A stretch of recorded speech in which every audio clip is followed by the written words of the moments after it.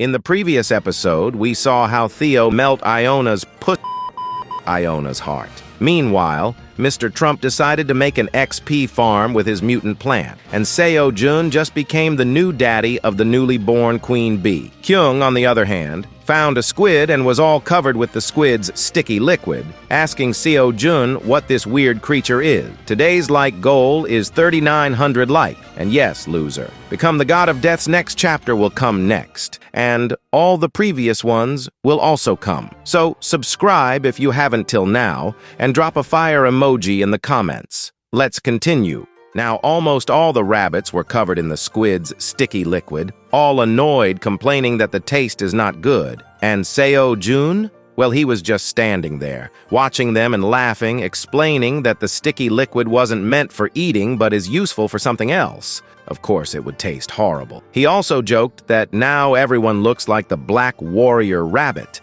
Meanwhile, the father rabbit, Gray Rabbit, and Mommy Rabbit were wiping the ink off all the rabbits. The funniest part was the Mommy Rabbit wiping the ink off the Black Warrior Rabbit, who was already black, which made him annoyed. Dang, I knew the Mommy Rabbit got smashed by a Ninja Rabbit. Meanwhile, Seo-jun, the baby bear, and the Warrior Rabbit were observing the squids swimming in the pond, and there were multiple squids swimming, even making the baby bear curious. Curious and confused, the baby bear then explained to Seo-jun that according to the Black Rabbit, he caught this weird creature while he was hunting for fish. It looked strange, so the Black Rabbit caught it, but after holding it in his hands, it kept squirting, and then suddenly, the sticky thing came out of it. While saying this, the baby bear was continuously squeezing the squid, making the squid feel weird. Meanwhile, Seo-jun and the Black Rabbit were watching it with serious faces. So after the baby bear was done explaining, Seo-jun realized neither the baby bear nor the rabbits knew what a squid is. So he asked them,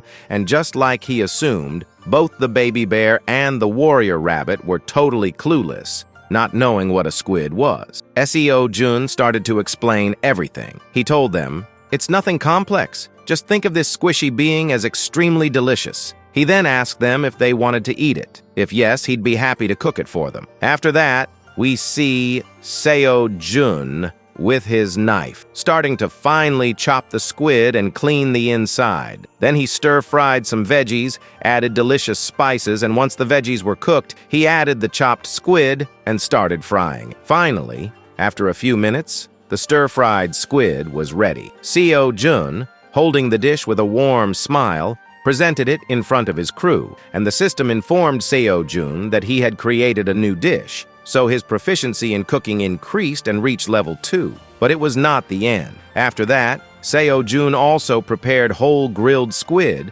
sashimi served with some boiled squid and spring onion. And yes, it was enough to make jaws drop. Literally, nigga fell from the mouth of the Black Rabbit and the baby bear. Seo-jun was also extremely happy seeing the delicious food. With a joyful smile, he admitted it felt like ages since he last ate squid. Holding the bowl of spicy squid, the sweet and spicy aroma coming from the squid was making him lose his mind. He just couldn't wait to dig in. Meanwhile, all the rabbits were holding a grilled squid, taking their first bites, and Kyung was just holding his meal, staring at it and smelling it with a joyful face, eager to taste something new that he had never tasted before. And just like that, all the rabbits and baby bear started the feast, and as soon as they took a bite, they couldn't believe how tasty the squid was. Seo-jun was also enjoying his stir-fried squid, and the Black Rabbit was thinking of diving into the Sea of Dimension again to find some more delicious food. On the other hand,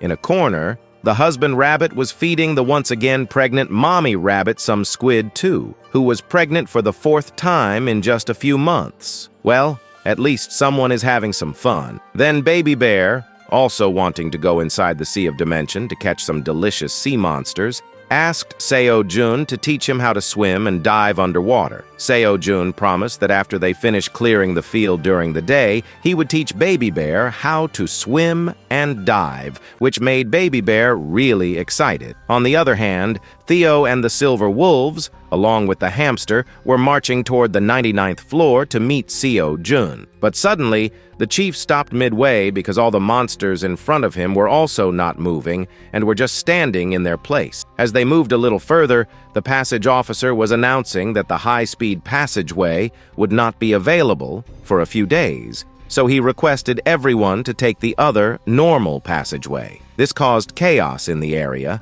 Everyone was confused about why the passage was closed. So, the hamster decided to enlighten the poor cat. She explained that they are pests also called the shadow of destruction, one of the most terrifying things that exist on the floor. Theo also didn't know what a pest was, but he decided to shut his mouth up. He didn't want to look like a complete idiot. The hamster continued to explain that it was a being that is created to eat and devour everything that comes in front of them, a complete disaster. The hamster continued explaining that they are beings that try to take away the homes of those that live in the tower. They are just heartless demons, and right now the Magic Tower and Mercenary Alliance are likely controlling the movement in the passageways to counter the Red Locusts. Originally, the hamster was also supposed to join the alliance and join the battle, but she met Theo in between, and now that she knows the existence of the Great Black Dragon, she wants to meet him first and wants to ask for help. So she insisted they move quickly to the light-speed passageway, and they really don't have much time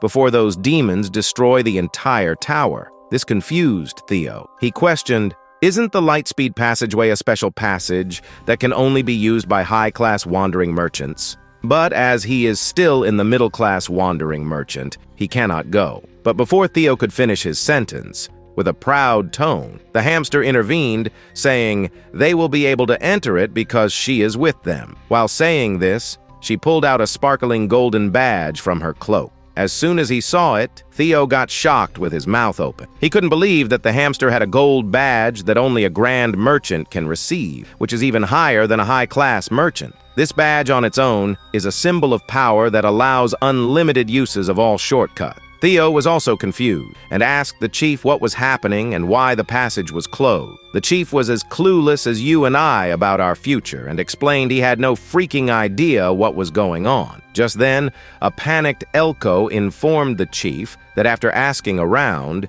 he found out that the Red Locusts had once again started to destroy floors one by one, and just a few days ago they appeared on the 69th floor. This shocked the chief to his core, but Theo was very confused, not knowing what a Red Locust was. In an instant, Theo's personality did a 360-degree turn, and with a greedy face, he suggested to Iona they become best buddies and get along, which made Iona a bit awkward. Well, Theo indeed made her heart beat fast, and now suddenly, this was too much for her. Meanwhile, Seo-jun was working hard like always. He was cutting some green onions, and like always, today was also a very sunny day. Well, the green onions have grown so much in a blink that it was getting hard to cut so much green onion on a regular basis. But what can he do? He has to grow them for the Minotaur. Well, Seo-jun kept separating and planting the green onions, and before he knew it, the field had gotten almost 6,000 square meters. Now, from afar, it looks like a forest. But then, Seo-jun noticed no one was near him. He wondered where everyone was. He heard the sound of green onion being cut, but he couldn't find anyone near him. Just then, Seo-jun heard the scream of Scythe Rabbit. When Seo-jun followed the sound, he found a confused Scythe Rabbit. Seo-jun asked, "What's the matter? Was there anything wrong?" So, the Scythe Rabbit explained this particular green onion is a little strange, and even after trying to cut it so many times, no one is able to cut it. This made Seo-jun curious. He thought it was impossible, and the rabbit might be making excuses because they might not want to work, and decided to cut it himself. But before the Scythe Rabbit could warn Seo-jun, he tried to grab the stem of the green onion, and the leaf of the green onion was so sharp it made a sharp cut in Seo-jun's hand. All the rabbits came close to Seo-jun, worried, and explained they were just about to explain that this green onion is really weird and is hard as a stone, and they cannot cut it. Now, after himself noticing his cut hand, Seo-jun believed what the rabbits were saying. He was too shocked to say anything. All curious, he once again inspected the green onion, and yes, the leaf was as sharp as a katana.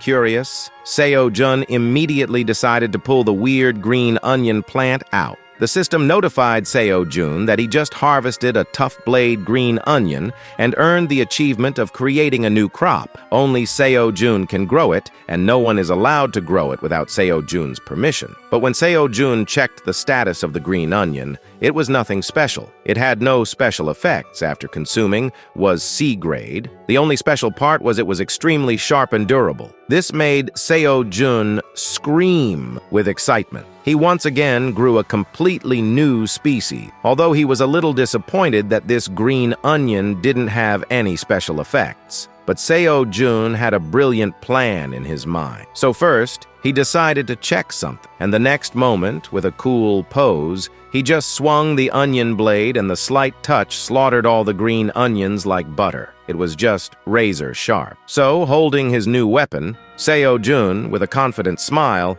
announced to grow this mutant onion blade as much as possible as he really had a great plan on his mind. Well, I don't know why I am imagining a whole army of rabbits equipped with green onion katanas and shields. Anyways, continuing the story. Just then, the system startles Seo-jun, informing him that the tower manager is in tears and is asking for counseling for her concern. This made Seo-jun a little worried. He asked Aileen what the matter was. As for a few days, Seo-jun had been trying to contact her, but she was ignoring him. So Seo-jun was really worried and once again asked, "Did something serious happen?" Hearing Seo-jun's kind words, Aileen started crying, which made Seo-jun more panicked. He didn't know what to do in this situation and asked her to calm down and first explain what was the matter. So Aileen finally calmed down and explained everything about the red locusts, how they invaded the 67th floor, and if left alone,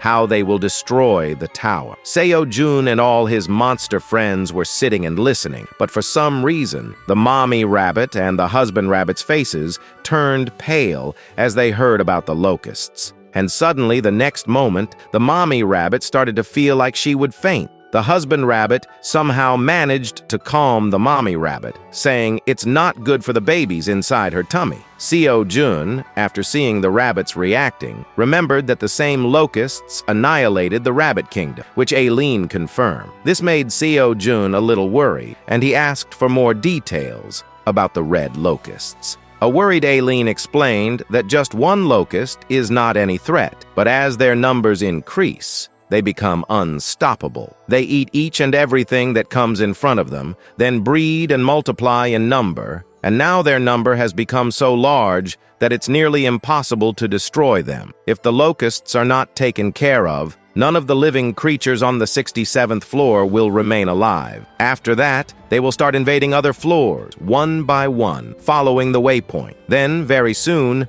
they will also reach the 99th floor, and by then, they will have become so large that even if the entire 99th floor's monsters come together, they will die like dogs. Now, even Seo-jun was in deep thinking about what to do. Aileen continued explaining that she really wanted to come out from her place and help, but she was in a dire situation and, due to some circumstances, was unable to leave her place, nor could she contact her father. So she was really sorry and asked Seo-jun for help. Seo-jun, after thinking for some time with a serious face, said not to worry and that he would do everything to help Aileen. Then, to cheer Aileen up with an excited tone, Seo-jun said, "Aileen, don't worry. The legendary tower farmer is here to save the day, so why fear?" He explained that this place is now his home too, and he'd do anything to protect it. Seo-jun continued, saying if he gave the command, Theo, the rabbits, the wolves, and even the minotaurs would leave all the jobs they are doing and help Aileen. The rabbits agreed with excitement on their faces,